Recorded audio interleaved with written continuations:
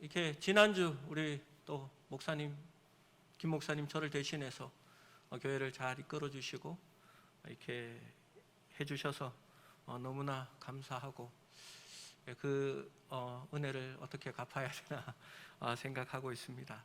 한 주 건너서 제가 설교한 부분을 한번 떠올려 봅시다. 사도 바울은 고린도 교회를 개척했고 또 그 교회로부터 내가 생활할 것을 지급받는 것이 마땅하다라는 것을 여러 가지 이유로 그것을 밝혔습니다. 그래서 그것이 왜 마땅한지 정말 논리적으로 여러 가지로 설명하고 있는 것을 우리가 보았습니다. 그런데 사도 바울은 그것을 내가 말씀대로 받지 않는다라고 말하고 있습니다. 어쩌면 그것을 요구했다면 아마 이렇게 그 이유들을 상세하게 밝히지 않았을 것입니다. 9장 12절 말씀을 먼저 보면 다른 이들도 너희에게 이런 권리를 가졌거든 하물며 우리일까 보냐. 그러나 우리가 이 권리를 쓰지 아니하고 범사에 참는 것은 그리스도의 복음에 아무 장애가 없게 하려 함이로다 라고 말씀합니다. 바울은 하물며 너희에게 처음 복음을 전하고 고린도 교회를 세웠고 너희의 믿음을 자라게 한 바로 우리가 우리의 생계를 위하여서 생활비를 요청할 권리가 없겠느냐라고 반문합니다. 그런데 바울은 그 권리를 주장하지 않았습니다. 그는 자신이 범사에 참았다라고 말합니다. 그는 교회에 자신의 생활비를 대신해서 복음을 전하지 않는 밤 시간이나 다른 날에 천막을 만드는 일을 했습니다. 우리가 고린도 전서의 서론에 보았듯이 고린도는 배가 모이는 항구였습니다. 개미 허리같이 잘룩한 곳에 위치한 고린도는 양쪽 방향으로 배들이 동서로 모이는 곳입니다. 그리고 지금은 유명한 고린도 운하가 있어서 그 고린도 운하를 지나는 것이 그 그리스 전체를 돌아가는 것보다 훨씬 빨리 갈 수 있는 길이었습니다. 바울이 있었던 그때에도 운하는 없었지만 그 당시는 큰 배들이 아닙니다. 이 작은 배들을 수레나 큰 돌을 옮기듯이 이렇게 둥근 그런 막대들을 놓아서 사람들이 그 배를 끌고 가서 반대쪽 항구에 내려놓는 일들을 하였습니다. 그 배들이 고린도에 도착하면 배들은 신선한 식료품을 다시 배에 실었고 또 거친 풍랑 때문에 찢어진 천막, 돛을 다시 준비하는 곳이 바로 이 고린도였습니다. 바울은 바로 그 천막 만드는 일을 하면서 생계를 유지했던 것입니다. 왜 그렇게 했을까요? 당연한 권리를 주장하지 않고 범사에 참은 것의 이유는 무엇일까요?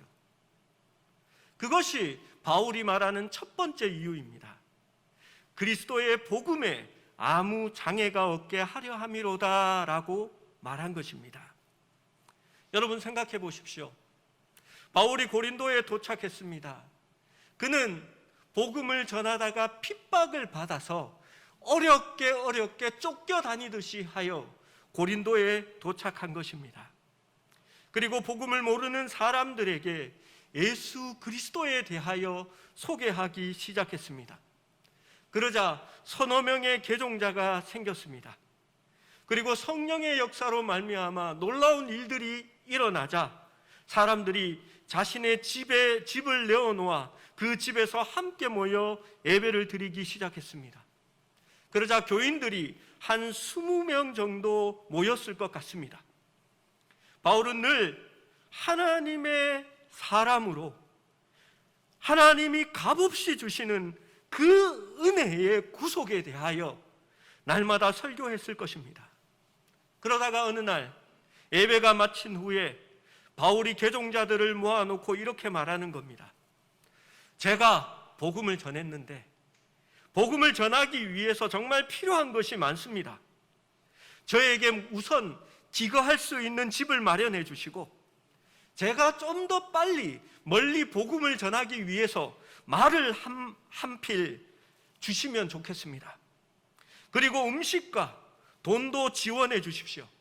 이것은 제가 받아야 할 마땅한 권리입니다. 그렇게 얘기했다고 해봅시다. 그러면 믿음이 약한 고린도 교인들이 뭐라고 했을까요? 바울이라는 사람이 와서 처음에는 예수를 전한다고 우리를 교회로 모으더니 이제 돈을 갈취하기 시작한다라는 의심을 하지 않겠습니까? 복음은 공짜라고 하더니 아니잖아, 요구하는 게 너무 많잖아 라고 생각하지 않을까요? 우리가 복음을 위해 선교사를 파송할 때에 왜 선교사의 생활을 책임지고 선교비와 후원금을 보내는 것일까요? 선교지에 도착한 선교사님들이 복음을 전하면서 그들을 10명 전도한 후에 나의 생활비를 너희가 책임지라고 한다면 그 돈 때문에 부담이 되어서 믿는 자들이 떨어지지 않을까요? 처음 믿는 사람들을 모아놓고 돈을 내라고 말하는 것은 어리석은 일이고 복음을 전하는 일에 분명 장애가 생길 수 있는 일이기 때문입니다. 바울은 나중에 교회가 성장하고 성숙함에 따라서 자신에게 보내는 선교비와 후원금들을 감사함으로 받아들입니다. 빌립보 교회에서 보낸 헌금과 마게도니아 사람들이 보낸 후원금을 그는 받아들였습니다. 성숙한 이들이 제공하는 숙식도 감사함으로 받아들였습니다. 그것은 성숙한 이들이 성령의 은혜로 말미암아 주의 이름으로 나누는 것이었기 때문입니다. 그러나 바울이 연약한 자들에게 돈을 강요하고 나의 생활비를 책임지라고 하는 것은 복음을 전하는 데 전혀 유익하지 않은 일이었습니다. 바울은 처음 고린도 교인들에게 아무것도 받지 않았습니다. 그는 오히려 복음을 전하기 위하여 스스로 천막을 만들고 사역을 위하여 돈을 벌어와야 했습니다. 바울은 그것을 범사에 참는 것은이라고 고백하고 있습니다. 여러분, 바울은 쉽지 않았습니다. 참았다라는 말이 무슨 말입니까? 고생스러웠다라는 겁니다. 그러나 그가 그렇게 한 것은 그리스도의 복음에 아무 장애가 없게 하려 함이라라고 오늘 성경에 말하고 있습니다. 사랑하는 여러분, 복음의 사역이 돈에 대한 지나친 강조로 인하여 방해를 받는 것은 정말 불행한 일입니다. 그래서 자유롭게 되기 위해서 먼저 선자가, 성숙한 자가 인내하고 범사에 참을 수 있어야 된다라고 말하는 것입니다. 저는 우리 교회에 와서 헌금을 거둘 때에 바구니를 돌리는 것을 예배당 입구에 헌금함을 넣는 것으로 바꾸었습니다. 믿음이 있는 자들에게는 바구니가 도는 것이나 헌금함이 있는 것이나 상관이 없습니다. 그러나 믿음이 없는 연약한 사람들이 처음 교회에 와서 자기 앞에 헌금 바구니가 올 때에 헌금을 내는 것인지도 모르고 있다가 그것을 그냥 옆으로 돌릴 때에 마음의 부담감이 있기 때문입니다.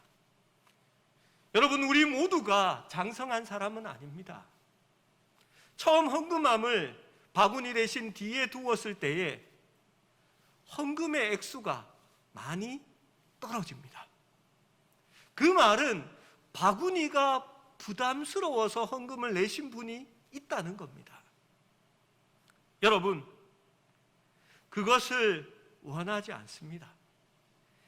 그것이 방해가 된다면 아무런 헌금을 내지 않아도 믿지 않는 자들이, 새신자들이 교회 안에 와서 예배만 드릴 수 있다면 그것으로 족하기 때문입니다.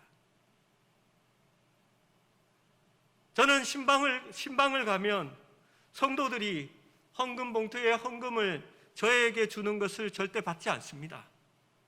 저는 돈 심부름하는 사람이 아닙니다. 저는 복음을 전하기 위하여 세워진 사람이기 때문입니다. 헌금은 자신이 다음 주에 교회 가서 내시면 됩니다. 그리고 요즘은 온라인으로도 얼마든지 입금시킬 수 있습니다. 헌금을 드릴 때에 목사에게 감사하다라고 다른 봉투를 내어놓으시면 안 받습니다. 왜냐하면 마치 교회가 그것을 당연하게 생각하는 것처럼 이해가 되어버리면 정말 어려운 형편의 성도들이, 사업을 실패하고 고생 중에 있는 성도들이 목사를 한번 불러서 신방하고 예배하는 것이 어려워지기 때문입니다. 복음의 유익을 위해서 하지 않는 것입니다. 여러분, 저는 이때껏 목사님들이 그렇게 해왔고 그렇게 가르쳤다라고 말하는 분들이 있습니다. 저는 그 관행에 동의하지 않습니다. 한 사람이라도 그것이 실족하게 되고 아무런 값없이 복음을 받는 데에 부담이 된다면 그것은 필요하지 않기 때문입니다. 여러분, 그러나 무조건 그렇게 하는 것은 아닙니다. 노예 행사에 참여하면요, 노예에서 점심값이나 차비라고 하면서 봉투 안에 2, 3만 원씩을 넣어주기도 합니다. 저는 감사합니다 하고 그것을 받습니다. 왜 목사님은 이랬다 저랬다 하세요 할지 모르겠습니다. 그런데요, 노예에 참석하신 목사님 중에는요, 정말 차비가 없어서 힘든 목사님이 있습니다. 점심 한 끼를 바깥에서 먹고 가는 것이 부담스러운 분들이 있습니다. 그 목사님들이 당연하게 그 여비를 받게 하려면 다른 사람들도 그것을 받아줘야 받을 수 있기 때문입니다. 여러분, 무엇 때문에 기준이 그렇게 정해지는 것입니까? 복음에 장애가 없게 하기 위함입니다. 여러분, 돈이 중요한 것이 아닙니다. 복음이 중요한 것입니다. 그 복음을 위해서 양보할 것이 있으면 양보하고, 하지 말아야 할 것이 있으면 하지 않을 수 있는 것이 성숙한 사람입니다. 두 번째로 14절, 15절 말씀을 함께 읽어봅니다. 14절, 15절입니다. 시작. 이와 같이 주께서도 복음을 전하는 자들이 복음으로 말미암아 살리라 명하셨느니라. 그러나 내가 이것을 하나도 쓰지 아니하였고 또 이 말을 쓰는 것은 내가 이같이 하여 달라는 것이 아니라 내가 차라리 죽을지언정 누구든지 내 자랑하는 것을 헛된 대로 돌리지 못하게 하리라. 아멘. 14절의 말씀은 저는 목사 임직식 때에 이 말씀으로 설교를 많이 들었습니다. 복음을 전하는 자들이 복음으로 말미암아 살리라 명하셨느니라. 그런데 실제 이 의미는 조금 다른 의미입니다. 바울은 앞선 말씀에서 복음을 전하는 자들이 부양받을 권리에 대하여 6가지를 나열했습니다. 그는 15절에서 그러나 내가 이것을 하나도 쓰지 아니하였고 또 이 말을 쓰는 것은 내게 이같이 하여 달라는 것이 아니라라고 말합니다. 여기에서 두 번째 이유를 바울은 언급합니다. 내가 차라리 죽을지언정 누구든지 내 자랑하는 것을 헛된 대로 돌리지 못하게 하리라 라고 말합니다. 여러분, 바울의 자랑하는 것이 무엇일까요? 바울이 대놓고 막 소문을 내면서 자랑하고 다닌다라는 말이 아닙니다. 이것은 바울의 자부심을 말하는 겁니다. 나는 돈을 위하여 사역한 자가 아니라는 것입니다. 자신은 복음을 위하여 오히려 자신을 희생하며 일을 해가며 온전한 사명을 담당하였다라는 것이 바울의 자부심입니다. 바울은 지금 상당히 감정적으로 격해져 있습니다. 내가 차라리 죽을지언정 그런 이야기를 듣지 않겠다라는 겁니다. 자신을 돈만 밝히는 사역자로 더 많은 사례를 주는 큰 교회로 옮겨다니는 사꾼으로 교회를 개척하여 한미천 챙겨보려고 하는 그런 복음을 이용하는 그런 잘하는 오명을 듣느니 죽는 것이 낫다라고 그는 고백하고 있는 것입니다. 바울은 분명히 말합니다. 나는 돈을 위하여 불려다니고 돈을 위하여 축복을 빌어주는 발람과 같은 거짓 선지자가 아니라는 겁니다. 그래서 바울은 달라고 말하지 않았고 당연히 받을 수 있는 것도 받지 않았다라고 고백하는 것입니다. 여러분, 받을 권리도 있지만 안 받을 권리도 있습니다. 무엇 때문입니까? 복음과 자기의 자부심 때문입니다. 사도행전 8장 13절 말씀을 한번 같이 읽어봅니다. 시작. 시몬도 믿고 세례를 받은 후에 전심으로 빌립을 따라다니며 그 나타나는 표적과 그 능력을 보고 놀라니라. 마술사 시몬이라는 사람이 세례를 받았습니다.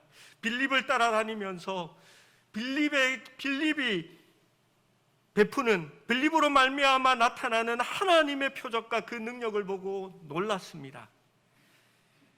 그래서 시몬은 베드로에게 돈을 주고 그 권능을 내게도 달라고 말합니다. 20절의 말씀을 같이 읽어봅니다. 시작. 베드로가 이르되 내가 하나님의 선물을 돈 주고 살 줄로 생각하였느냐. 내 은과 내가 함께 망할지어다. 하나님의 선물을 돈 주고 살 줄로 생각하였으니 내 은과 내가 함께 망할지어다. 여러분, 베드로가 돈을 받았습니까? 안 받았습니다.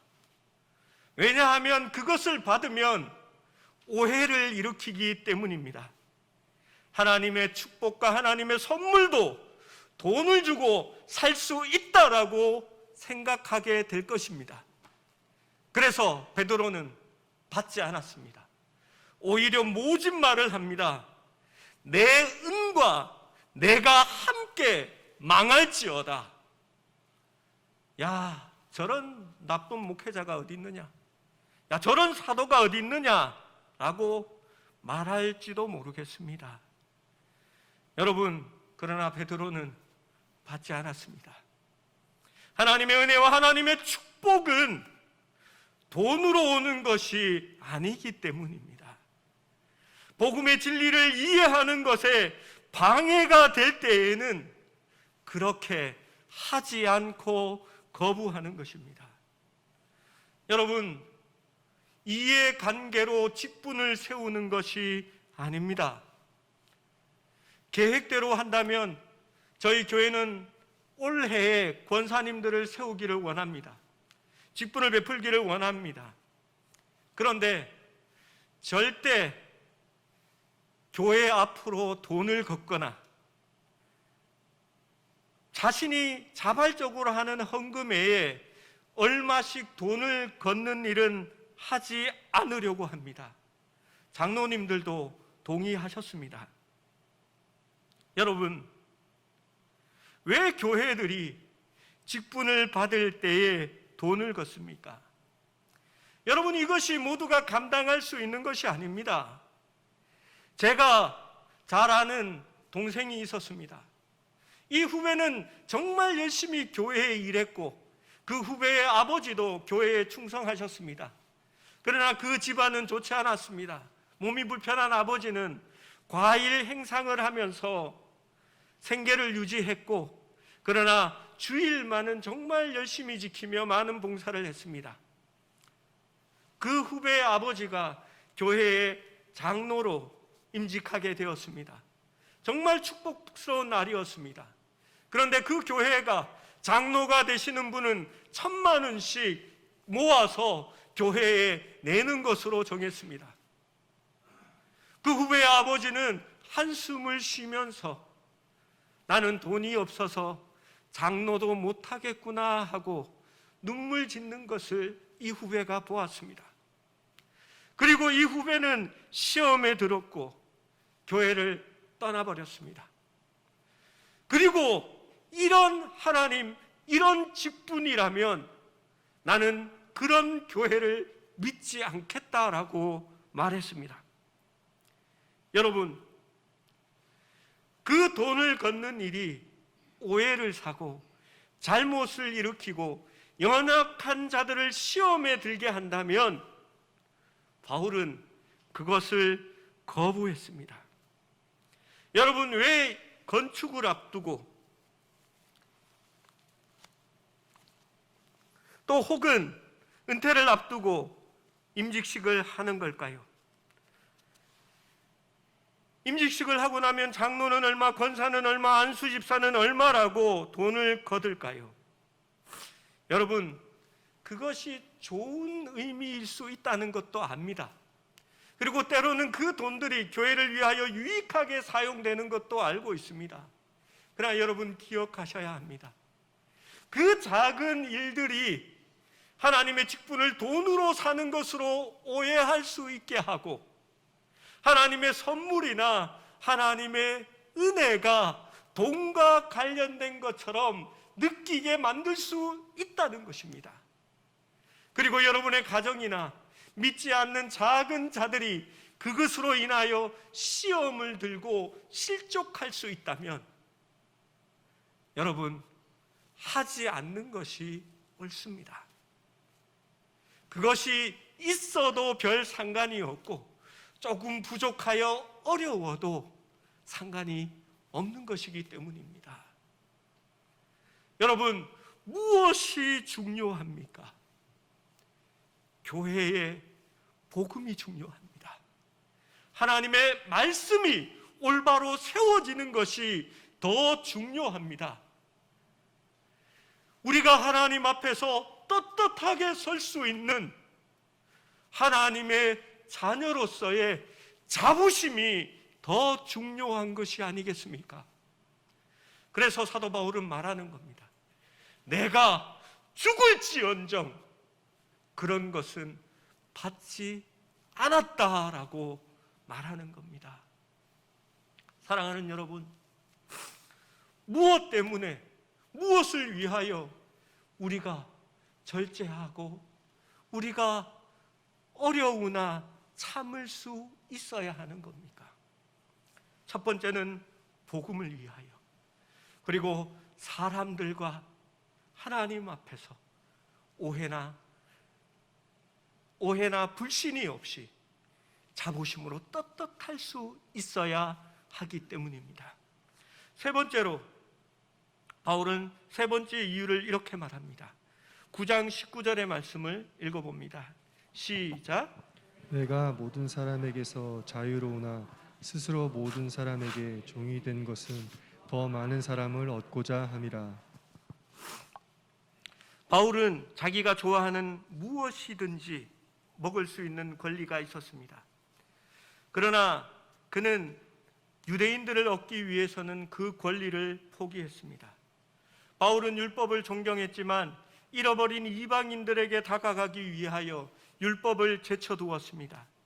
약한 자들에게는 자신이 약한 자와 같이 된 것은 약한 자를 얻기 위함이었습니다. 믿음이 연약한 자들이 고기를 먹는 것으로 인하여 시험을 든다면 자기는 평생 고기를 먹지 않아 그들의 믿음을 지키겠다라고 말할 수 있었습니다. 바울은 새로운 상황이나 메시지와 방법을 새로운 상황마다 메시지와 방법을 바꾸는 카멜레온이 아니었습니다. 바울은 청중을 기쁘게 하기 위하여 자신의 메시지를 조정하는 타협자도 아니었습니다. 바울은 정치인이 아닙니다. 그는 하나님의 대사요, 하나님의 사역자입니다. 그는 타협한 것이 아니라 더 높은 사랑의 법칙에 대하여 스스로를 낮추고 복종시킨 것입니다. 바울은 주님의 모범을 따르고 자신을 낮추어 모든 사람의 종이 되려고 하는 것입니다. 빌립보서 2장 5절에서 8절 말씀은 주님의 마음이 적혀져 있습니다. 함께 읽어봅니다. 시작. 너희 안에 이 마음을 품으라. 곧 그리스도 예수의 마음이니 그는 근본 하나님의 본체시나 하나님과 동등됨을 취할 것으로 여기지 아니하시고 오히려 자기를 비워 종의 형체를 가지사 사람들과 같이 되셨고 사람의 모양으로 나타나사 자기를 낮추시고 죽기까지 복종하셨으니 곧 십자가에 죽으심이라. 주님은 근본 하나님과 본체이셨으나 하나님과 동등됨을 취하지 아니하시고 자기를 비워 종의 형체를 가지사 사람들과 같이 되셨습니다. 자기를 낮추시고 죽기까지 복종하셔서 십자가에 죽으셨습니다. 무엇 때문에 그렇게 하셨습니까? 우리 인간을 얻기 위해서, 우리를 구원하기 위해서 우리와 같은 모습으로 낮아지신 것입니다. 여러분, 그것이 바울이 말씀하는 바입니다. 내가 모든 사람에게 자유로우나 스스로 모든 사람에게 종이 된 것은 더 많은 사람을 얻고자 함이라 라는 것입니다. 여러분, 미성숙한 사람에게 바울의 생활 방식은 일관성이 없어 보일 것입니다. 실제로 그는 사람들을 예수 그리스도께 인도하는 것이 최우선 목적이었기 때문에 그것이 그의 매우 일관된 목적이었기 때문에 다른 것은 별 상관이 없었다는 겁니다. 여러분, 일관성이라는 것은 매우 율법적인 일이 될 수 있습니다. 사람들이 만든 규칙과 표준에 얽매여서 사역할 자유가 없을 수 있습니다. 받으면 받았다고 문제가 되고 받지 않으면 받지 않았다라고 문제가 되는 것입니다. 그것은 마치 사울의 갑옷을 입히고 어린 다윗에게 싸우라고 말하는 것과 같습니다. 여러분, 우리는 성령 안에서 자유롭습니다. 그 자유는 어느 것에도 매이지 않고 내가 성령의 뜻대로 행할 수 있다는 자유입니다. 그러나 그 자유는 하나님의 뜻에 의하여 또한 구속을 받습니다. 무슨 뜻입니까? 복음을 위하여, 주의 말씀을 위하여, 다수의 사람들을 얻고자 하기 위하여 나의 자유를 복종시키고 그들에게 종의 모습으로 서게 되는 것입니다. 갈라디아서 5장 13절은 이렇게 말합니다. 형제들아, 너희가 자유를 위하여 부르심을 입었으나 그러나 그 자유로 육체의 기회를 삼지 말고 오직 사랑으로 서로 종노릇하라 라고 말입니다. 우리는 누군가를 얻기 위하여 나의 자유, 나의 권리를 얼마나 포기할 수 있습니까? 새 가족을 사랑하고 그들이 성장하는 모습을 보고 싶다면 스스로 포기하고 내려놓고 종의 모습으로 섬겨야 할 것들이 있습니다. 여러분, 누가 교회에서 어른이고 성숙한 사람인 줄 아시겠습니까? 스스로 권리와 자유를 내려놓고 사랑으로 종노릇하는 사람들이 성숙한 자들이고 장성한 사람들인 것입니다. 목사님, 내가 권사인데 내가 이런 것 하고 있어야 되겠습니까? 이제 좀 젊은 사람들 시키세요. 여러분, 장성한 사람입니까? 어린 사람입니까? 어린아이입니다. 주보의 차량 운행이 이제 가능하다라고 말했습니다. 여러분 생각해 보십시오. 저희 교회는요, 5인승 승용차 하나와 11인승 스타렉스 한 대가 있습니다. 우리 교인들이 한 100명이 넘는데요. 그러면 이 교인들이 그 두 차를 가지고 차량 운행이 되겠습니까? 절대 안 됩니다. 왜 가능한지 아십니까? 제가 전화했거든요. 권사님은 차 타지 마세요. 집사님은 그 차 타시면 안 됩니다. 그건 주일학교 아이들과 차를 타기 힘든 어르신들과 새신자를 위한 용입니다. 권사님 자격 안 됩니다. 여러분, 그런데요, 아무 말씀 없이 은혜롭게 다 완료됐습니다. 왠지 아십니까? 장성한 자들이 있기 때문입니다. 목사님, 저 안 탈게요. 그런데 가끔씩 한 번만 태워줘요. 그러고 넘어가는 겁니다. 왜요? 우리 교회가 장성했고 많이 자랐기 때문입니다. 여러분, 주보에 있는 이 칼럼란에 보시면요, 이 그림을 제가 참 좋아합니다. 그래서 엘리베이터 안에도 붙여달라고 해서 붙였고 칼럼란에도 오늘 붙였습니다. 고린도전서 13장 11절 말씀입니다. 고린도전서의 주제와 같은 말씀이라고 생각합니다. 이 그림에 있는 대로 한번 읽어볼까요? 시작. 내가 어렸을 때에는 말하는 것이 어린아이와 같고 깨닫는 것이 어린아이와 같고 생각하는 것이 어린아이와 같다가 장성한 사람이 되어서는 어린아이의 일을 버렸노라.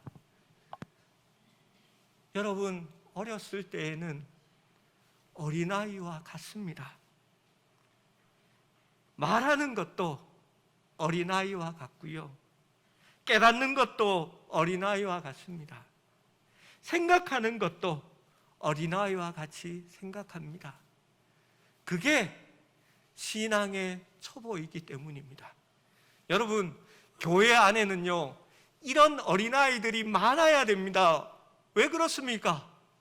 새로 믿는 사람, 새로 교회에 등록하는 사람들이 많다는 얘기입니다. 그게 건강한 교회이지요.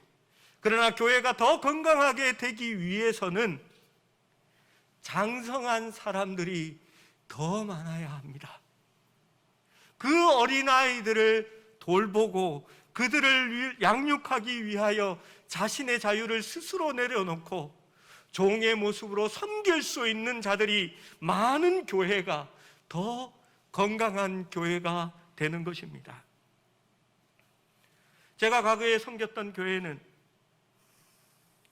점심시간대에 교역자들이 따로 차려진 밥상을 가지고 거기에 모여서 따로 식사를 했습니다.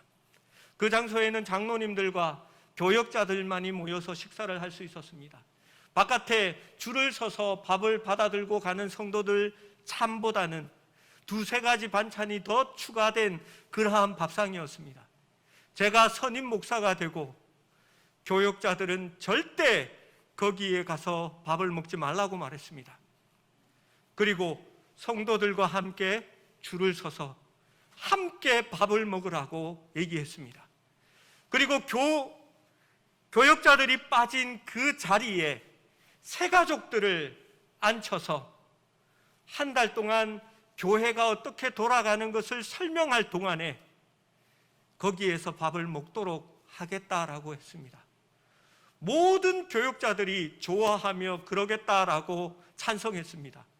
거기에서 밥을 먹는 것이 부담스러웠다라고 전부 얘기했습니다. 그리고 스스로의 자유와 권리를 내려놓았습니다. 주일날 바쁘게 움직이는 교역자들이 거기에 가서 차려진 밥을 먹는다고 해서 누가 욕하는 사람은 없습니다. 그러나 그 권리와 자유를 내려놓을 때에 그 자리는 새 가족들이 앉아서 차지할 수 있는 자리가 될 수 있었습니다. 여러분, 우리 교회가 때로는 어려운 찬양들을 합니다. 젊은이들이 부르는 노래를 우리도 함께 부릅니다. 죄송하지만 우리 교회의 연령들은요, 젊은 연령들이 아닙니다. 중년 이상의, 제가 아마도 어린 축에 속하는 그런 나이입니다. 그런데도 왜 우리는 젊은 노래를 불러야 할까요? 젊은이들이 이곳에 서기를 원하기 때문입니다. 그들이 와서 이질감을 느끼지 않고 자기들이 쉽게 부를 수 있는 노래, 마음으로 감동을 받을 수 있는 노래를 하기 원하는 겁니다. 우리 중에 오래 교회를 다녔지만, 신앙생활을 수십 년 했지만 장성하지 못하고 아직도 어린아이의 일을 가진 사람들은 불평합니다. 목사님, 따라 부를 수도 없는 이런 어려운 노래를 왜 자꾸 하십니까? 목사님, 그래서 나는 찬양 시간에 찬양 안 합니다. 계속 이런 곳으로, 이런 노래로 선곡하면요, 나는 이 교회 못 다닙니다. 여러분, 누가 문제인지 아십니까? 어린아이들은 문제가 없습니다. 그들은 원래 그래야 하는 것이 정상이기 때문입니다. 여러분, 애 늙은이가 아니라 늙은이 애가 문제인 겁니다. 그 사람들은요, 돌봐줄 수도 없습니다. 케어할 수도 없습니다. 여러분, 여러분이 성숙하고 장성한 자이면 청년들의 종이 되십시오. 어린아이들을 섬기는 자가 되십시오. 내가 부를 수 없는 노래지만 따라 부르려고 노력하십시오. 그래야 교회가 건강해지고 세워지기 때문입니다. 교회에서 가끔씩 전화를 받습니다. 주위의 성도들이 전화를 와서 묻습니다. 주일학교 예배 시간이 몇 시입니까? 그리고 장년들의 예배 시간은 몇 시입니까? 라고 묻습니다. 우리는 주일학교가 먼저 모이고 이 시간에 장년 예배를 드립니다. 그런데 전화했던 젊은 부모들이죠. 주일학교 아이들이 있으니까요. 그 부모들이 이렇게 말합니다.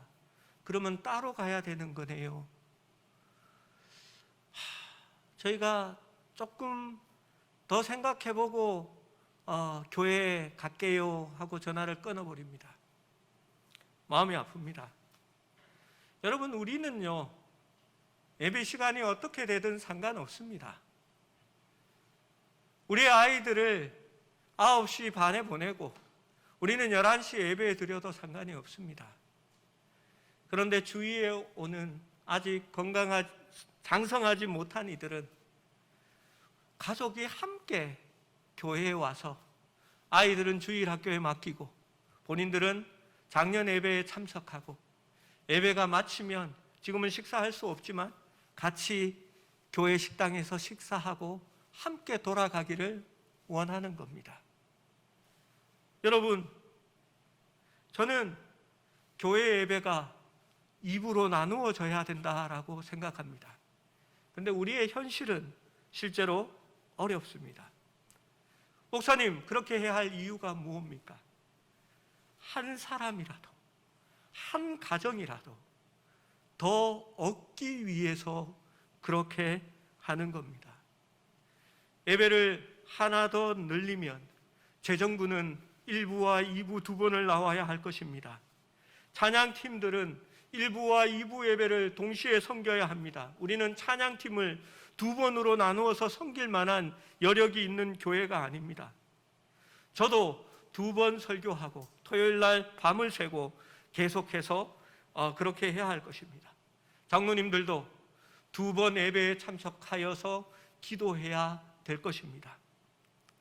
여러분, 쉽지 않은 일입니다. 그런데 다 처음에는 그렇게 시작합니다.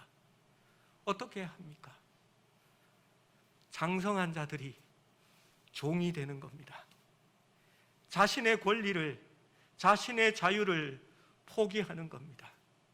내가 편할 수 있는 일들을 일부러 내려놓는 겁니다.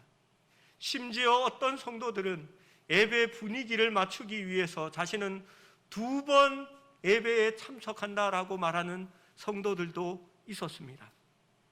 그렇게 해서 자신을 내려놓을 때 한 사람이라도 더 얻을 수 있다면 자신은 그렇게 하겠다라고 말하는 것입니다. 여러분, 무엇이 선교이고 무엇이 헌신입니까? 복음을 들고 바다 건너서 내가 알지 못하는 이국 땅, 내가 알지 못하는 말을 가진 족속들에게 나아가야만이 선교고 헌신입니까? 아닙니다. 어린 자들을 위해서 한 사람에게라도 더 많은 자들을 얻게 하기 위해서 나의 자유, 나의 권리를 내려놓고 섬기는 자가 될 수 있다면 그것이 헌신이고 그것이 전도고 그것이 선교인 것입니다. 바울은 19절을 요약하는 것입니다. 내가 모든 사람의 종이 되는 것은 더 많은 자들을 얻기 위함이다 라고 말입니다. 내가 자유로워도, 내가 그 권리를 누릴 수 있다 하더라도 누군가를 구원할 수 있다면, 누군가를 얻을 수 있다면 나는 섬기는 자가 될 것이요 나는 그들의 종이 될 것이니라. 그것이 바울의 고백인 것입니다. 여러분, 그 사람이 장성한 사람입니다. 큰 자가 섬기는 자가 되고 종이 되어야 한다라는 주님의 말씀을 자신의 삶으로 이루어가는 사람들이 바로 그러한 사람들입니다. 교회가 선교 지향적인 교회가 된다라는 것은 어떤 의미일까요? 선교 헌금을 많이 거두어 드리고 많은 돈을 보내는 것이 선교적인 교회일까요? 저는 그렇게 생각하지 않습니다. 새신자들과 한 사람이라도 한 영혼이라도 더 얻기 위하여 우리의 자유와 권리를 스스로 내려놓고 종이 될 수 있는 사람들이 많은 교회, 그 교회가 선교적인 교회이고 하나님 앞에 장성한 자들이 많이 모인 든든한 교회임을 저는 믿습니다. 사랑하는 여러분, 우리 서울 수림교회가 하나님 앞에 장성한 교회, 하나님 앞에 성숙한 교회로 날마다 세워져 갈 수 있기를 주님의 이름으로 축원합니다.